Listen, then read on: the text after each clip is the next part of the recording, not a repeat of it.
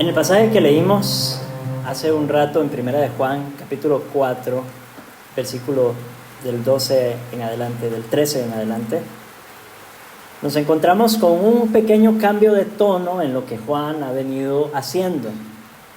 Él ha venido exhortándonos, nos ha venido llamando la atención, dándonos instrucción, ¿verdad? Nos advierte de no creer a todo espíritu y que debemos discernir entre espíritus y espíritus. Nos hace un llamado a amarnos unos a otros, un llamado vehemente, fuerte. Pero a partir del versículo 12 empieza a retomar aquel tema de las pruebas y de cómo nosotros podemos saber que estamos en Cristo, que somos cristianos, que estamos en Dios. Y en ese contexto pasa de exhortarnos de nuevo a darnos seguridad, a darnos certeza en cuanto a nuestra salvación. Específicamente en el versículo 12 vimos la prueba de conocer, que es también la prueba de la fe, y la prueba de el ser o el carácter, la prueba del amor. Y aquí por primera vez en la carta, Juan va a señalar explícitamente la relación que existe entre la fe, o sea, la doctrina ortodoxa y lo que creemos, y el amor, o sea, nuestro carácter y nuestro ser interior. El último versículo que leímos fue como una introducción para esto, lo estudiamos en el sermón hace 8 días. Versículo 12 del capítulo 4, nadie ha visto jamás a Dios. Si nos amamos unos a otros, Dios permanece en nosotros y su amor se ha perfeccionado en nosotros. En los siguientes sermones entonces vamos a ver la explicación a estas dos expresiones. Dios permanece en nosotros y su amor ha sido perfeccionado en nosotros. De eso, en esas dos líneas van a ir los próximos 2-3 sermones. Juan va a dedicarse a explicar específicamente esos dos puntos. Ahora, ¿qué quiere decir Juan con que Dios permanece en nosotros? ¿A qué se refiere con que su amor se ha perfeccionado en nosotros? En las respuestas a estas dos preguntas, el cristiano va a hallar seguridad para su salvación. Entonces, prestemos atención. ¿Qué nos dice Juan con respecto a qué significa que Dios permanece en nosotros y que su amor es perfeccionado en nosotros? Lo que estamos estudiando, recordemos, no son condiciones para ser creyente, sino evidencia de que somos creyentes, ¿sí? Entonces, lo que vamos a ver a continuación, no lo piensen como, entonces yo tengo que ser así para que Dios permanezca en mí. Entonces yo tengo que hacer esto para que su amor se perfeccione en mí. No, es más bien que la permanencia de Dios en nosotros y su amor perfeccionado en nosotros se van a evidenciar de ciertas maneras. Y lo que vamos a hacer es mantener los ojos abiertos, prestar atención a lo que Dios está haciendo en nuestros corazones para que veamos y tengamos ese consuelo de la seguridad de que somos suyos. Primera de Juan 4, del 13 al 16, lo leo de nuevo para ustedes. En esto conocemos que permanecemos en Él y Él en nosotros, en que nos ha dado de su Espíritu. Y nosotros hemos visto y testificado que el Padre ha enviado al Hijo, el Salvador del mundo. Todo aquel que confiese que Jesús es el Hijo de Dios, Dios permanece en Él y Él en Dios. Y nosotros hemos conocido y creído el amor que Dios tiene para con nosotros. Dios es amor, y el que permanece en amor, permanece en Dios y Dios en él. Oremos.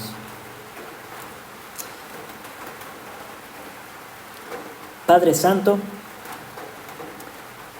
hemos leído a Juan ya bastante tiempo y hoy nos acercamos a un segmento un poco nuevo quizá, en el que Juan une de manera muy cercana algo que nosotros ya hemos entendido y quizá una conclusión a la que hemos llegado antes, pero ahora Juan nos lo dice explícitamente, que hay una relación entre lo que creemos y lo que somos, entre nuestra fe y nuestro carácter, y es una relación inseparable. Alimenta, oh Dios, nuestra fe, nuestra confianza y nuestra seguridad en esta mañana a través de tu palabra y la predicación. Permite, Padre Santo, que salgamos de aquí renovados en nuestra fuerza, sabiendo, Padre Santo, que somos tuyos, viendo en nuestros propios cuerpos en nuestras propias vidas el fruto evidente de que tú permaneces en nosotros y nosotros en ti. Y si nos ha costado ver ese fruto, oh Dios, en nuestra vida, redargúyenos. Y procura, oh Padre Santo, a través de tu Espíritu, iluminar y vivificar esta palabra en nuestros corazones para que el fruto empiece a salir y sea abundante. Gracias, oh Dios, por tu palabra santa. Bendícela en nuestros corazones, en el nombre de Cristo. Amén. Versículo 13. En esto conocemos que pertenecemos a Él, y Él, que permanecemos en Él, y Él en nosotros, en que nos ha dado de su Espíritu. Este versículo es un eco de algo que ya habíamos visto antes. En 1 Juan 3:24, Juan dijo: y en esto sabemos que Él permanece en nosotros, por el Espíritu que nos ha dado. Es muy similar, ¿verdad?, lo que está diciendo. En esto conocemos. ¿A qué se refiere ese en esto? En esto conocemos. Bueno, aquí a veces Juan se refiere a lo que viene antes, cuando dice en esto, refiriéndose a lo que dijo justo antes. Y en otras ocasiones, en esto se refiere a lo que está a punto de decir. Y yo creo, mis hermanos, que en este caso Él está introduciendo lo que viene después. Entonces, en esto conocemos que permanecemos en Él y que Él permanece en nosotros, en lo que viene a continuación. Conocer, es importante entender a qué se refiere con esa palabra, porque si no vamos a pensar que solo se trata de información. Entonces, que si vemos la información que viene a continuación, entonces ya con eso tenemos, pero no se trata de ese tipo de conocer información. No es solamente de la cabeza, sino información que implica una relación íntima con lo que se conoce. Entonces, no solamente lo que sabemos, sino cómo eso que sabemos nos afecta. Eso es conocer realmente. Entonces, conocer no es solamente saber de la cabeza nada más, sino experimentar, saber que es cierto y vivirlo. Entonces, en esto conocemos que permanecemos en Él y Él permanece en nosotros. De nuevo, Juan se está incluyendo, ¿verdad?, ahí en el grupo. Y ese permanecer implica la relación cercana con Dios y una interacción cercana con Él. Entonces, permanecer en Dios y que Dios permanezca en nosotros, hay una interacción constante entre nosotros y Él, una relación cercana y nos afecta. Nosotros estando en Él tenemos comunión con Él, Él estando en nosotros tiene influencia en nuestras vidas y nos transforma, y eso es lo que estamos viviendo constantemente. Tenemos comunión con Él y somos transformados por Él. Tenemos comunión con Él y somos transformados por Él. Permanecemos en Él y Él permanece en nosotros. ¿Y cómo sabemos que estamos en Dios y Dios en nosotros? ¿Cómo sabemos de verdad que estamos en esa relación íntima con Dios? Bueno, hay una pista o una evidencia objetiva muy clara que viene en el siguiente en la siguiente afirmación: en que nos ha dado de su Espíritu. No significa que nos ha dado una parte de su Espíritu, ¿sí? Porque a veces leemos nos ha dado de su Espíritu y suena como que nos dio un pedacito de su Espíritu. No se refiere a eso, sino que el Espíritu es la fuente. El Espíritu es de donde se origina todo lo que viene después, todo lo que viene a continuación. Entonces, del Espíritu nos ha dado, su Espíritu habita en nosotros, pero hay algo que produce en nosotros, hay una evidencia que se va a dar a conocer en nosotros. Dos pruebas de que el Espíritu está en nosotros. ¿Cómo es el hombre sin Cristo? Piensen en el hombre sin Cristo. Él tiene al menos dos características, hay muchas más, pero tiene al menos dos. La primera es que está ciego. ¿Cierto? El hombre sin Cristo no es capaz de conocer ni de entender a Dios. No es capaz de conocer, ni entender, ni creer la verdad. Hay una ceguera a nivel de su entendimiento, a nivel de su comprensión, a nivel de su raciocinio, ¿verdad? Está ciego. La Biblia también lo llama entenebrecido, ¿cierto? Ese es el hombre sin Cristo. Y en ese entenebrecimiento en el que no es capaz de reconocer a Dios, ni quiere reconocer a Dios, entonces su Dios se vuelve Él mismo. Esa es la segunda característica. El hombre sin Cristo es egoísta, mira hacia sí mismo y Él mismo es su Dios. Ha hecho un ídolo de sí mismo y por lo tanto es incapaz de amar cualquier otra cosa que no sea Él mismo. ¿Cierto? Y en última instancia, aun cuando parece amar otras cosas, todo termina girando en torno a Él mismo. Entonces, ¿cuáles son las características que nos distinguen que nos dicen que nosotros hemos sido transformados o que el Espíritu Santo está haciendo algo en nosotros, justamente van por esa línea. Por un lado, el Espíritu de verdad abre nuestros ojos de tal manera que ahora podemos ver y entender la verdad de Dios. Él ilumina nuestro entendimiento y podemos comprender el contenido de la fe y la verdad de las Escrituras. Eso a nivel de nuestro conocimiento, y recuerden, es más que simplemente información, es un conocimiento que transforma. Y, en segundo lugar, quita nuestra mirada de nosotros mismos y ya no somos egoístas, sino que el Espíritu de amor produce en nosotros amor. En respuesta al amor de Dios, amor hacia Dios, y por supuesto, como un desbordamiento del amor de Dios en nosotros, amor hacia nuestro prójimo. Entonces, dos pruebas o dos evidencias de que el Espíritu está en nosotros. Nos muestra la verdad y transforma nuestro corazón de tal manera que amamos a Dios y amamos a nuestro prójimo. Verdad y amor. Y nosotros, ahora parece que fuera un cambio abrupto hacia el versículo 14, pero no es abrupto. Nos está diciendo, Dios nos ha dado de su Espíritu. Y a continuación nos dice, ¿qué hace ese Espíritu? Vean lo que dice el versículo 14. Y nosotros hemos visto y testificado que el Padre ha enviado al Hijo, al Salvador del mundo. ¿Quiénes son esos nosotros? No se refiere a la iglesia. Aquí Juan no está hablando de la iglesia. ¿Por qué? ¿Por qué sabemos que no es la iglesia? Porque nosotros no vimos a Cristo. No podemos testificar de lo que vimos, ¿cierto? Ninguno de nosotros estaba ahí cuando Jesús anduvo en la tierra. Entonces, ¿quién es ese nosotros? Juan y los apóstoles. Es Juan y los discípulos originales, los que vieron a Jesús y luego fueron encomendados por Jesús mismo para dar testimonio de este Salvador. Entonces, Juan está hablando de él primero y de sus compañeros apóstoles y dice, nosotros hemos visto y testificamos. Fuimos testigos oculares de la vida y la enseñanza de Jesús. Lo vimos con nuestros propios ojos, lo escuchamos con nuestros propios oídos. Fueron los primeros testigos. Recuerdan que en el sermón anterior dijimos, a Dios nadie lo ha visto jamás. Nunca nadie lo ha visto, ¿verdad? Pero a Jesús sí que lo vieron. Los discípulos lo vieron, anduvieron con él, lo conocieron personalmente. Juan tuvo una relación muy cercana con Jesús. Fue el amigo de Jesús, el amado de Jesús, el discípulo amado.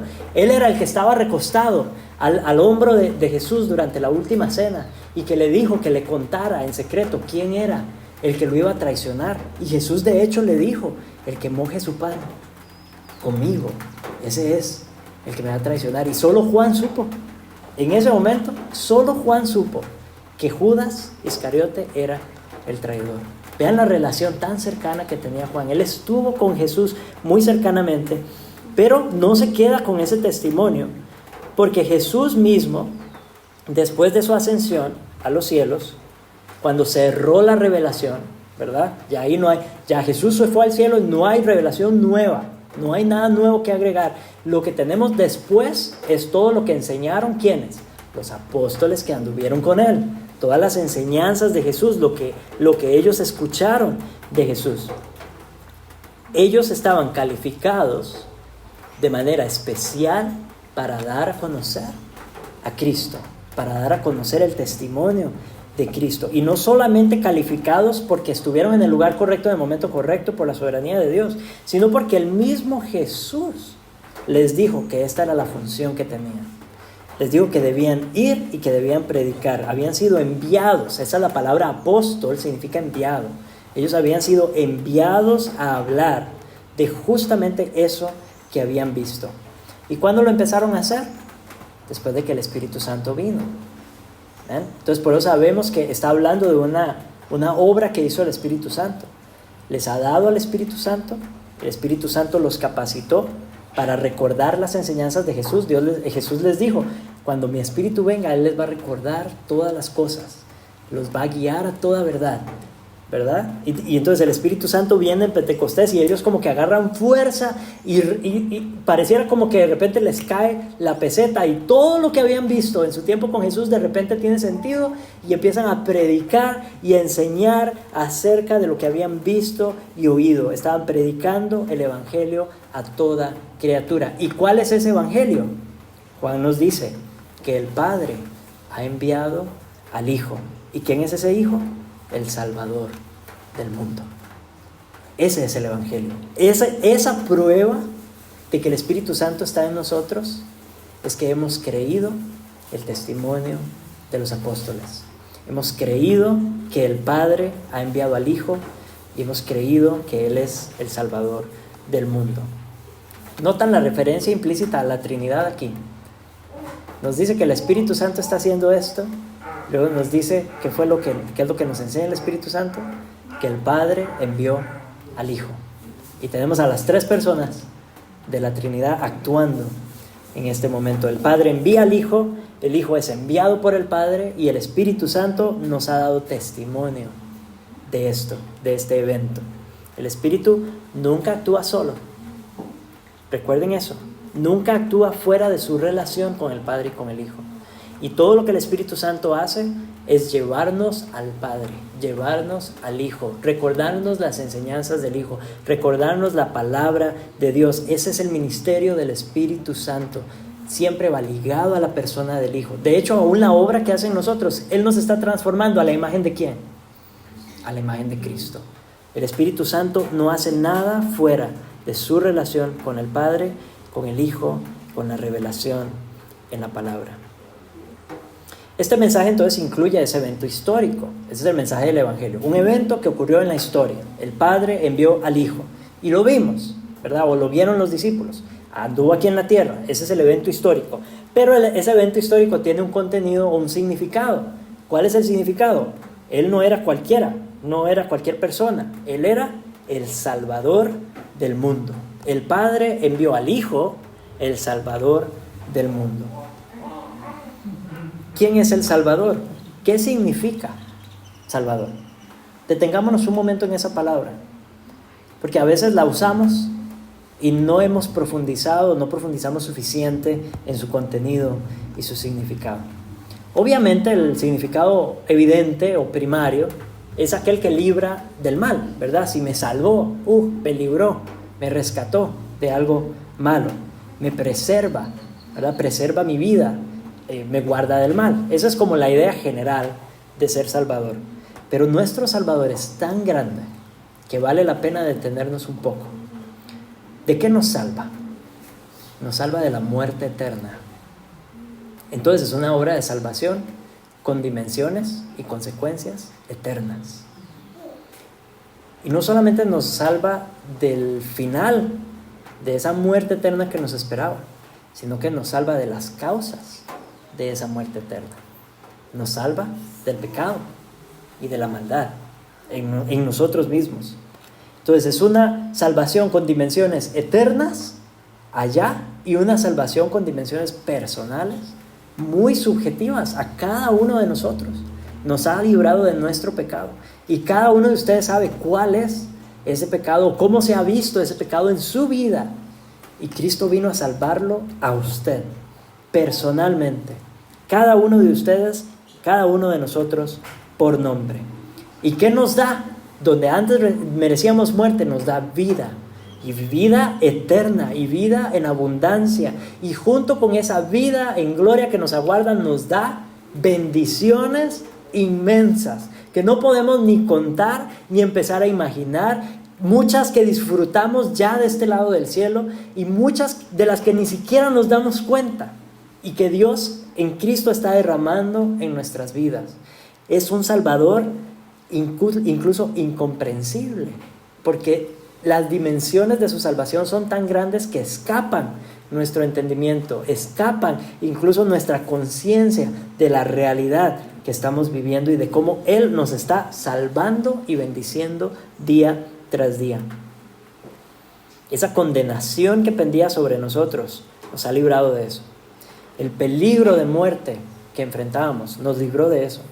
las consecuencias eternas del pecado, nos ha librado de eso y está transformando nuestro interior.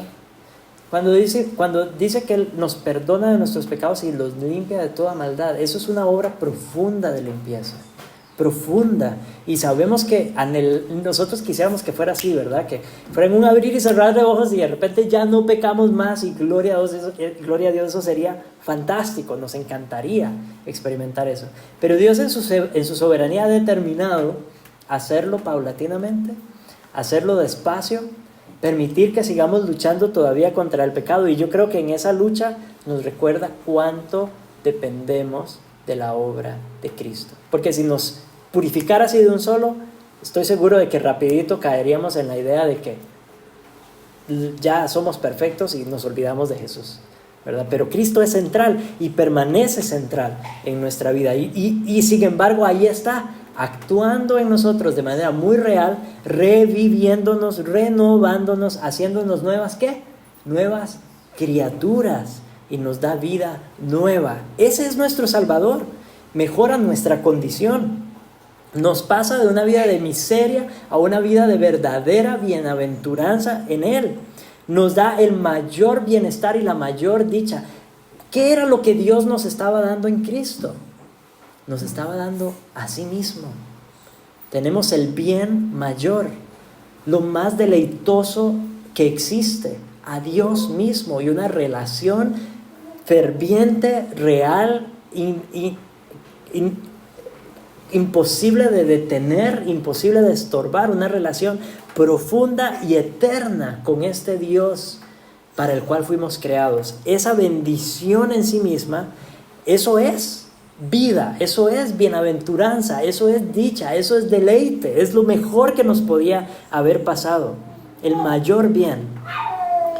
Nos da vida y vida en abundancia.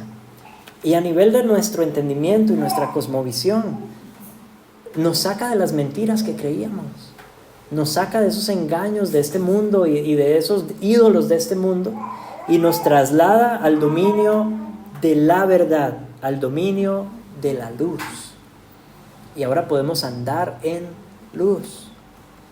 Ahora entendemos el mundo que antes nos parecía un caos. Lo que estaba patas arriba, de repente cobra sentido. Y todas las áreas de la vida se ven iluminadas, esclarecidas por la palabra de Dios. Todo, absolutamente todo, cobra sentido. Es una obra de salvación enorme, enorme. Y a eso vino. Ese fue el propósito de su venida. Él vino a salvar a la humanidad. Y entonces el versículo 15 nos dice: todo aquel que confiese que Jesús es el Hijo de Dios, ahí está. Dios permanece en él y él en Dios. La fe y el contenido de nuestra fe, lo que creemos y lo que hemos abrazado con todo nuestro corazón, esa es una prueba de que el Espíritu de Dios está en nosotros y de que Dios permanece en nosotros y nosotros permanecemos en Él. ¿Qué es esa confesión? No es una declaración general simplemente de verdades de la Escritura. Es mucho más profundo que eso. El que confiesa. Yo creo que todos como creyentes hemos vivido ese momento en el que de repente como que caímos en cuenta, ¿verdad? Esto es verdad. Realmente Jesús es el Hijo de Dios. Y realmente Él vino a salvar a la humanidad. Y yo soy, dijo Pablo, ¿verdad? Yo soy el primero de esos pecadores. Todos hemos llegado a ese momento, ¿verdad? En el que nos dimos cuenta no solamente de la verdad allá lejana de que Jesús vino a morir en la cruz, sino de la realidad de que Él vino a morir en la cruz por mí, por nombre, yo. Él vino a morir por mí. Ese momento, a veces lo expresamos, ¿verdad?, a viva voz y lo celebramos. A veces lo confesamos solamente en nuestra mente y en nuestro corazón, pero esa confesión, ese credo interno de que Cristo vino a morir por los pecadores conforme a las Escrituras, y de ellos yo soy el primero.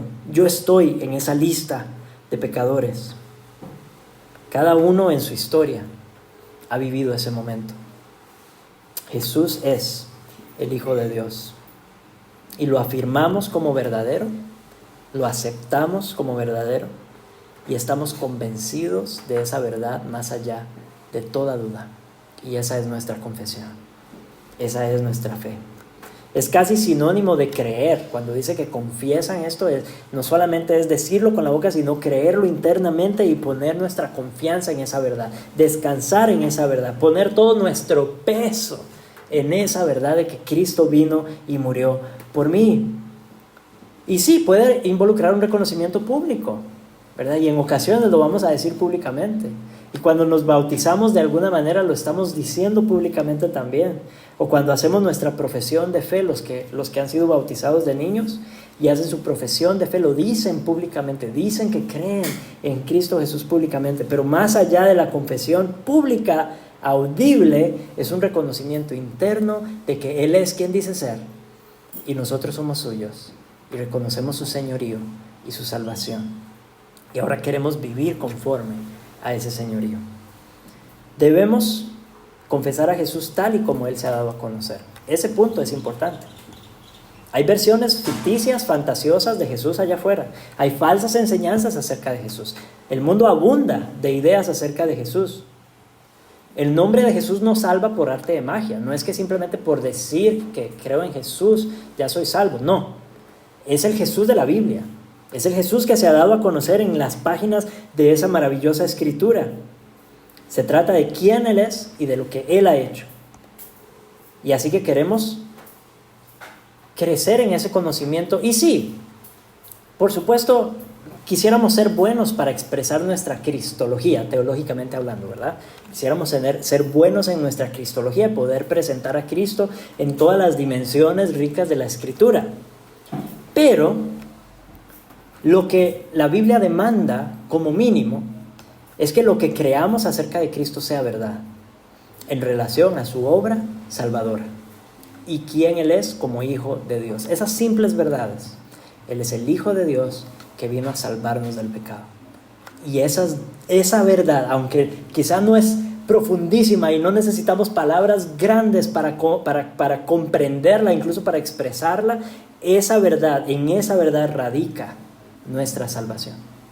Los musulmanes creen que Jesús era profeta, ¿cierto? Pero no creen que fuera el Hijo de Dios.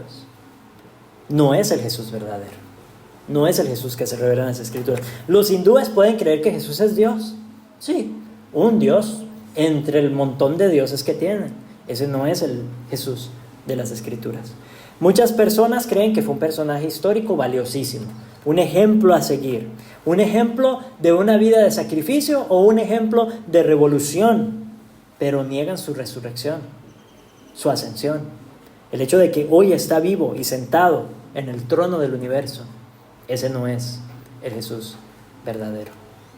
Él es la imagen visible del Dios invisible. Él es el Hijo unigénito de Dios. Él es Dios hecho hombre. Él es Dios. Y todo el que ha creído y confesado la verdad en su corazón, el cristiano promedio, el recién convertido, sin estudios de seminario, que tal vez no lo entiende todo acerca de Jesús, pero pone su confianza en que Él murió y resucitó por Él, y sabe que es amado por Él. Él es Hijo de Dios. Ese cristiano sabe que pertenece a Dios y que Dios le pertenece a Él. Nuestra relación con Dios es únicamente real si descansa en la verdad que Dios ha dado a conocer. Si creemos cualquier otra cosa acerca de Dios que no esté en las Escrituras, nuestra relación con Dios no es real. Dios permanece en Él y Él en Dios, en ese cristiano que confiesa a Cristo, en ese cristiano que cree. Y lo contrario también es cierto. Cualquier persona, movimiento, iglesia que no confiese a Cristo no es de Dios. Y Dios no está ahí. Entendamos eso, ¿sí? No se puede tener cristianismo sin Cristo. No se puede llamar iglesia cristiana sin Cristo. No se puede ser cristiano sin Cristo. Nadie viene al Padre si no es por Cristo. Tengamos eso claro, porque allá afuera hay muchas iglesias que se reúnen todos los domingos y dicen ser cristianas, pero en su predicación y en su práctica, Cristo está ausente. Ausente. Y donde Cristo no está, Dios no está. Este debe ser para nosotros un llamado más bien al consuelo y al aliento, palabras de ánimo para nosotros, los que hemos creído en el Cristo de las Escrituras. ¿Por qué? ¿Por qué nos debe llenar de aliento? Porque si hemos creído en Cristo, quiere decir que Dios está en nosotros y permanece en nosotros y está con nosotros todo el tiempo. Quiere decir que yo personalmente estoy y permanezco en Él y con Él todo el tiempo. Esa es mi experiencia de vida, es mi realidad. Él está conmigo y yo estoy con Él todo el tiempo. Está siempre presente ahí y andamos siempre en su presencia, en todo momento. Y no es en su presencia como el Dios castigador, ¿verdad? No es esa idea como Dios lo está viendo, pórtese bien, porque Dios lo está viendo. No es ese Dios, no es el Dios de juicio, es mi Padre. Es mi Padre que me ama. Es mi Padre que sí se molesta cuando peco, obviamente, pero busca restaurarme, porque ya hizo todo lo necesario para adoptarme en su familia. Y Él va a continuar conmigo hasta el final. Y yo voy a continuar con Él hasta el final. Estoy unido a Él para siempre. Y Él está unido a mí para siempre. El versículo 16 es como una conclusión a todo esto. Y nosotros hemos conocido y creído el amor que Dios tiene para con nosotros. Dios es amor, y el que permanece en amor, permanece en Dios y Dios en él. Lo que hemos conocido y creído es una verdadera expresión del amor de Dios por nosotros. Ese evento histórico de que el Padre envió al Hijo, ese Salvador del mundo, esa declaración es una muestra en sí misma del amor de Dios. No hemos conocido solamente a Cristo, no hemos conocido solamente lo que Él hizo, hemos conocido verdaderamente el amor de Dios por nosotros. En eso que Cristo hizo en la cruz, hemos experimentado y vivido el amor de Dios. El Padre envió al Hijo para salvarnos a ti y a mí. Eso es amor. Y es un amor difícil de medir, imposible de medir, de entre toda la humanidad, de entre todos los seres humanos pecadores que hay en este planeta. Usted y yo somos parte de este grupo especial por el que Cristo vino a morir. Usted y yo somos objeto del amor. El Espíritu de Dios ha preservado ese testimonio de la vida y la obra de Jesús a través de sus apóstoles, a través de sus discípulos, para que esa verdad llegara hasta usted y hasta mí hoy. Considere lo increíble de esto. Algo que ocurrió en Medio Oriente hace más de 2000 años, que se pudo haber perdido en los anales de la historia. Pero Dios preservó esa verdad y fue traducida a nuestro idioma. Y hoy lo leemos en las Escrituras, en nuestro español. Y podemos abrazar a ese mismo Cristo que hace 2000 años murió por usted y por mí. Y ese mismo Espíritu que preservó el testimonio ha iluminado esa verdad en nuestros corazones. Porque muchos hoy aún han escuchado esa verdad y no pasó nada. Muchos escuchan acerca de Cristo y nada cambia en sus corazones.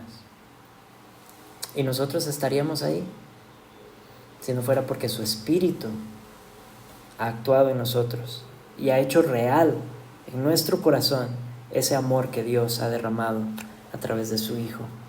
Nos ha dado el don de la fe para poder abrazar a Jesús con todo. Su Espíritu en nosotros nos permite experimentar entonces de manera personal y profunda el gran amor de Dios. Esa es la obra del Espíritu de verdad. Ese Espíritu de verdad que da vida a la verdad del testimonio de Cristo en nuestros corazones y nos permite amarlo.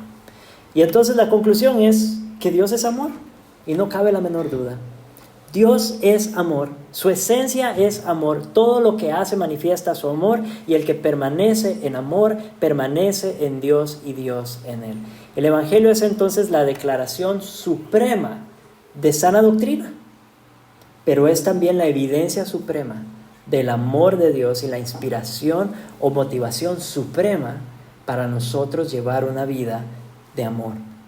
No podemos separar a la persona y la obra de Cristo, el amor de Dios y nuestro amor por Dios y por el prójimo. Todas estas cosas están inseparablemente vinculadas. No podemos separar a la persona que es el objeto de nuestra fe de la persona que es el objeto de nuestro amor y de la persona que es la inspiración de nuestro amor, porque es la misma persona. No podemos separarlos, son uno y el mismo, Jesús. Jesús es la fuente de nuestro amor, la evidencia del amor de Dios por nosotros, la motivación para amarnos unos a otros. Es necesario confesar que Jesús es Dios. No hacerlo lo despoja de su divinidad y despoja a Dios de la gloria de su amor. Porque es en la persona de Cristo donde se manifiesta de manera más rica el amor de Dios. En todo esto es el Espíritu el que nos da tanto la habilidad para creer como la habilidad para amar. Y vamos a detenernos aquí. Más adelante, en los próximos sermones, vamos a entrar un poco más en detalle a este tema del amor como fruto de nuestra fe, de lo que creemos. La fe y el amor, vamos a ver que siempre van juntas, inseparablemente unidas, tanto en lo que el Hijo hizo por nosotros, como en lo que el Espíritu está haciendo en nosotros. La fe y el amor van juntas. Oremos. Dios, qué abrumadora verdad saber que tu Hijo murió en la cruz por cada uno de nosotros por nombre, que Él vino a morir por mí, con mi historia, con mi pecado, con mi pasado, con mi miseria, con mi maldad. El Hijo murió por mí y me salvó a mí. Y esta es la confesión de cada uno de mis hermanos aquí presentes, que tú enviaste a Cristo a salvarnos a cada uno de nosotros. Y al hacerlo nos diste la prueba más grande de amor y la inspiración más grande para amar. Ayúdanos, oh Dios, a entender y practicar el vínculo inseparable que existe entre lo que creemos acerca de ti y cómo vivimos en este mundo. Queremos ser reflejos de tu amor. Queremos ser tus manos y tus pies. Queremos ser ventanas a través de las cuales el mundo pueda verte a ti. Y para hacerlo debemos permanecer en amor, para permanecer en ti y tú en nosotros. Gracias por tu Santo Espíritu, que hace de todo esto una realidad personal. Gracias por tu Santo Espíritu que preservó el mensaje del Evangelio en las páginas sagradas de tu Escritura, que lo inspiró y que lo preservó hasta nuestros días, que lideró la traducción de tu palabra a tantos idiomas, incluido el nuestro, y que hoy hemos escuchado el mensaje de salvación, el mensaje glorioso de salvación en Cristo Jesús, y ese evento majestuoso que ocurrió hace 2000 años en otra tierra, en otro tiempo, en otra cultura, en otro idioma. Ese evento lo hemos escuchado y se ha hecho realidad y ha calado en lo profundo de nuestro corazón y lo hemos abrazado con todo nuestro ser porque tu Espíritu Santo le ha dado vida en nosotros. Gracias por su obra. Gracias por su obra en nuestros corazones. Continúala, oh Espíritu Santo. No dejes a medio camino lo que has iniciado. Haznos reflejos dignos del nombre de Cristo y del amor de Dios en este mundo. Te lo pedimos. Amén.